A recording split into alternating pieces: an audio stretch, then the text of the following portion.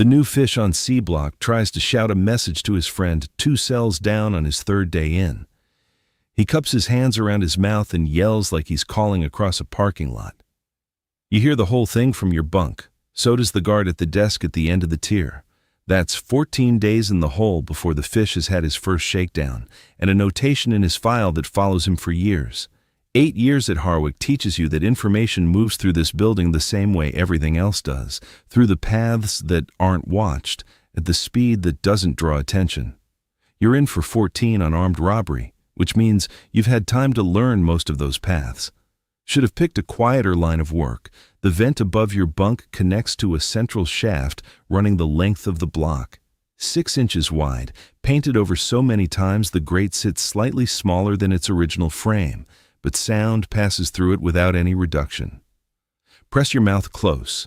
Keep your voice at the level of someone reading quietly to themselves, and a man 3 cells over hears every word. Nothing to confiscate during a shakedown.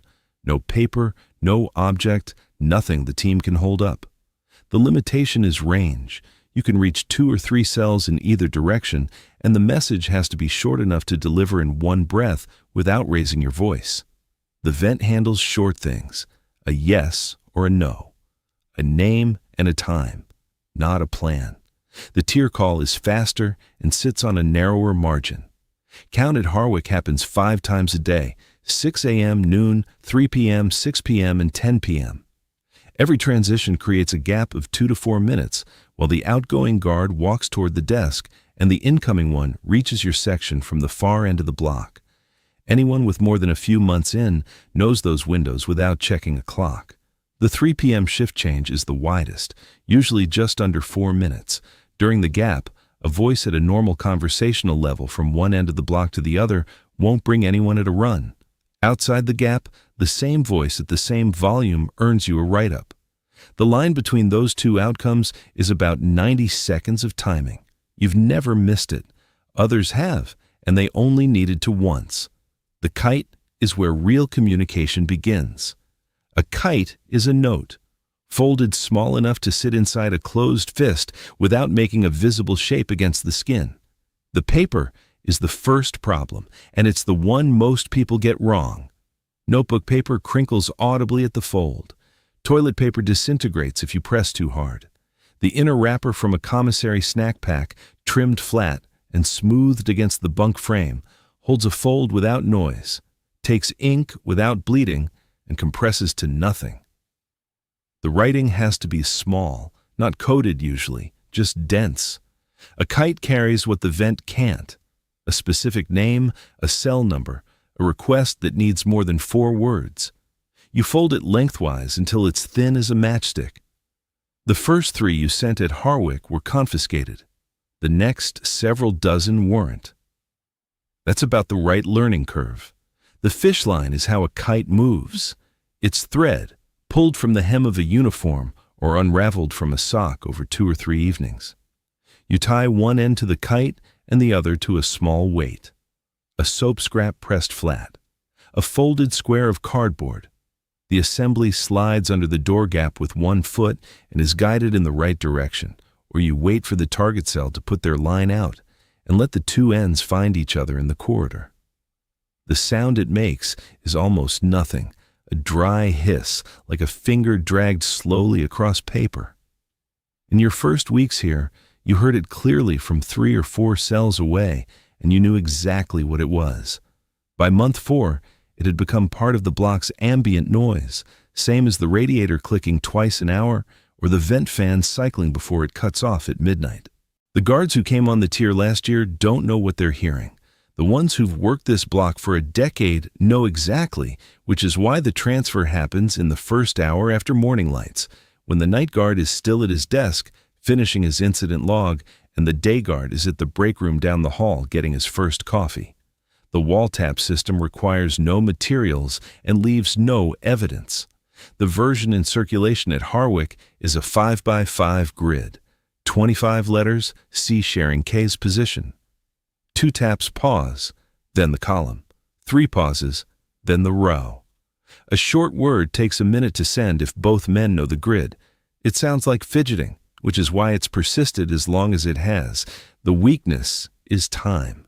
By the time a tapped message arrives, the situation it described has sometimes changed. You use it when nothing else is available, and the margin is wide enough to absorb the weight, which is not often, but often enough that you keep the grid memorized. The library cart comes Tuesdays and Fridays. A trustee pushes it down the tier, and you request a title on a slip. What comes back inside the return book, if the system is being used correctly, looks like ordinary marginal wear. A single underline beneath a noun is a name. A double underline is a location. A faint dot above a specific vowel is a number, counted by position in the word.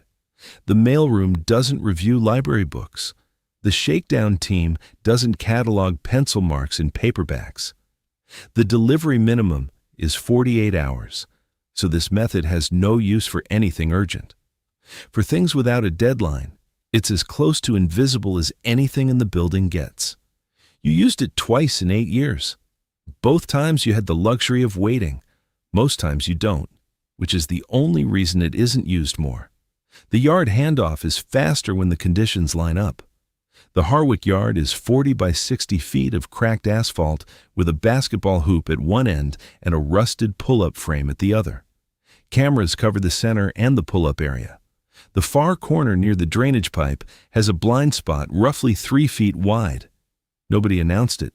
Nobody diagrammed it. You worked it out by watching where the guards' eyes go when they're standing at the south end of the yard, and what the cameras are angled toward, and where neither set of attention ever landed. 2 men can occupy that corner simultaneously without raising anything. One watches the basketball game. One adjusts a shoelace. Something changes hands in under a second. They walk in different directions. Nothing happened. Coded outgoing mail requires the most setup and produces the most durable results. The mailroom reader at Harwick opens every letter and checks against a list of flagged topics: drugs, threats, escape planning, contraband. A letter that reads like a letter, that mentions a relative by name and asks about a car that needs servicing before the cold comes, doesn't get flagged. What it means is only known to the sender and receiver, agreed on before either of them needed to use it. You've sent 11 such letters across 8 years. 4 came back using the same system. 3 you read correctly. The 4th one, you're still not entirely certain about, and you stop trying to work it out around year 6. That's the cost of a code that doesn't exist anywhere you can check it against. The visit room is where preparation matters most, and where most people get caught. The partition phones are recorded. Every call reviewed for flagged keywords within 72 hours. Talking around things is the mistake. Certain phrases trigger the automated system by design. The men who get caught in the visit room try to construct a code on the spot while maintaining a natural expression for whoever's sitting on the other side of the glass. It doesn't work. What works is shared vocabulary built before it was needed, embedded in ordinary conversation so naturally it doesn't register as a system. A question about a specific cousin isn't about a cousin. A complaint about a delayed flight contains a number. If the shorthand already exists, the visit room is just a visit room. If it doesn't, you'll be in front of a disciplinary board inside 2 weeks. You know which side of that line you've always sat on. The runner is the last resort and costs the most in every direction.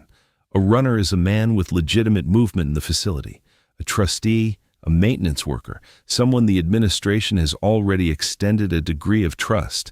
He carries from A to B, sometimes knowing what he's moving, sometimes not, and he charges for it. At Harwick, a reliable runner costs commissary, sometimes favors repaid over months in small installments. The burn rate is significant. In 8 years, you've watched 6 men who ran messages get caught by the shakedown team or a camera angle they hadn't accounted for. 3 gave up names. 2 didn't. 1 is still in administrative segregation, and the block stopped speculating about what he did or didn't say a long time ago. Some questions don't have answers worth knowing. The fish in cell 14 comes back from the hole after 14 days and doesn't shout anything across the tier. He figures out the vent within a week. By month 2, he's running a fish line with the particular patience of a man who learned through loss. You watch him from your door and recognize the geometry, the way he angles the line, the pause before the pull. You went through the same sequence in the same order, starting with the same mistake, minus the shouting. A kite slides under your door that afternoon, flat and tight. You read it once, fold it to nothing, and slide it into the back of your sock. The radiator clicks. The tear goes quiet for count. The vent hums above the bunk, low and steady. You've got 6 years left at Harwick. The paths don't close.